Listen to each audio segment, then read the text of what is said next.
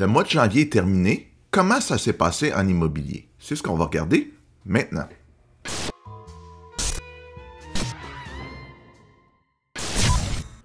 Avant de vous montrer des statistiques, là, j'ai vu dans ma dernière vidéo, il y a bien des gens qui commentent, ben non, Olivier, tu te trompes, le marché est fou. Ben, moi, j'essaie de regarder le marché dans son ensemble.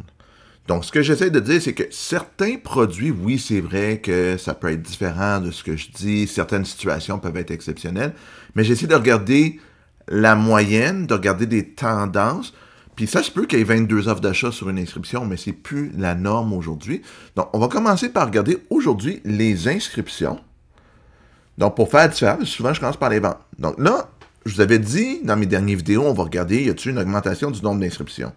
Bien, on est rendu en vigueur, toujours dans le Grand Montréal, n'oubliez pas, Montréal, Laval, Laurentides, La Naudière, la Montérégie, à 36 000, disons 36 500 inscriptions versus 34 200. Donc, on voit qu'il y a plus de gens qui mettent leur propriété à vendre présentement. Fait que là, il y a des gens qui vont dire « Ah, Olivier, on te l'avait dit, il allait avoir de l'inventaire qui augmente, ça va faire des tendances sur les ventes. » Ben, regardez, quand on regarde les nouvelles inscriptions, c'est la même chose. C'est comme je vous dis, la grosse augmentation des inscriptions vient de... Il y avait 9 000 nouvelles inscriptions en janvier 2024 versus 11 000. 2 000 de plus, il y a 2 000 inscriptions de plus sur le marché. Donc, ça vient de là. C'est pas des choses... C'est pas qu'il y a tant de produits qui stagnent sur le marché, c'est qu'il y a plus de gens qui mettent à vendre. Et ce qu'on a remarqué, ce que j'ai remarqué aussi, c'est les inscriptions expirées. Tu sais, janvier est toujours un grand mois parce que les gens expirent leur contrat 31 décembre, 1er janvier. Il y a eu plus d'inscriptions expirées que les dernières années à 5 369 versus 4 500. Ça veut dire qu'il y a des produits qui ne se sont pas vendus. Puis tu sais, quand je vous disais dans mes dernières vidéos, le prix, c'est super important, ben voici une preuve. Il y a plus d'expirés. Ça veut dire que les gens n'ont pas obtenu leur prix ou ont mis des prix de vente irréalistes. Ils ne l'ont pas obtenu. Mais maintenant, on va voir qu'est-ce qui s'est passé du côté des ventes. Parce que là, on voit qu'il y a plus d'inventaire. Donc, est-ce qu'il y a eu un impact du côté des ventes? Donc, si on commence par le nombre de ventes, ben, on voit une belle augmentation de à peu près 950, 925 par rapport à l'année dernière. Mais n'oubliez pas, il y a 2000 inscriptions de plus. Ça veut dire que l'équilibre ou le point du marché, si j'appelle ça, je vais appeler ça le point d'équilibre, n'a pas vraiment changé. Il y a plus de ventes, oui, mais il y a plus de produits à vendre. Donc, il n'y a pas un effet de rareté qui se crée. Quand on regarde aussi les prix de vente médians, ben, par rapport à l'année dernière, on passe de 470 000 à 505 000, donc 35 000 de plus, à peu près, je n'ai pas fait le calcul, là, mais quoi, un 7-8 %. Ben, c'est en ligne avec ce qu'on regardait à la fin de l'année dernière, 469 sur 508. On est dans les mêmes tendances. Est-ce que l'augmentation des prix va stagner cette année vu toute l'incertitude économique? Ben ça, on verra ça peut-être un peu plus tard. Les prix de vente moyens, eux, devraient suivre à peu près là, la même genre de tendance. Voyez-vous, 546 000 à 598 000. Donc, à peu près la même chose. Si vous regardez les mêmes principes si on compare à l'année dernière, là, les types d'augmentation. Donc, tout suit la même courbe qu'on voyait en fin d'année dernière. On voit plus d'inscriptions, on voit plus de ventes, on voit des prix qui augmentent.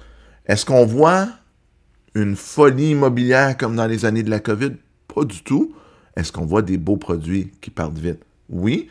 On va discuter de ça dans le prochain segment. Donc, comme on vient de le voir, plus d'inscriptions, plus de ventes, des prix qui montent. On suit à peu près la même courbe que l'année dernière où le marché était vigoureux. C'était pas la folie.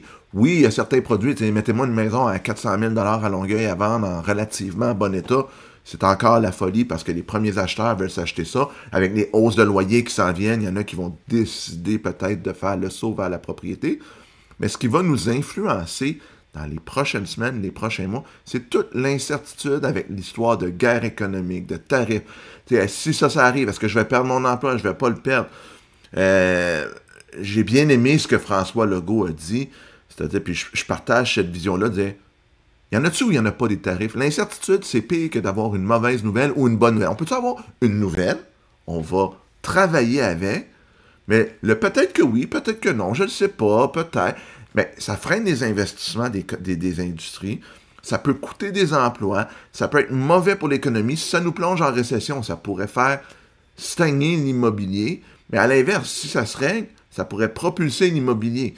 Puis comme je vous l'ai toujours dit, on achète de l'immobilier quand on est prêt.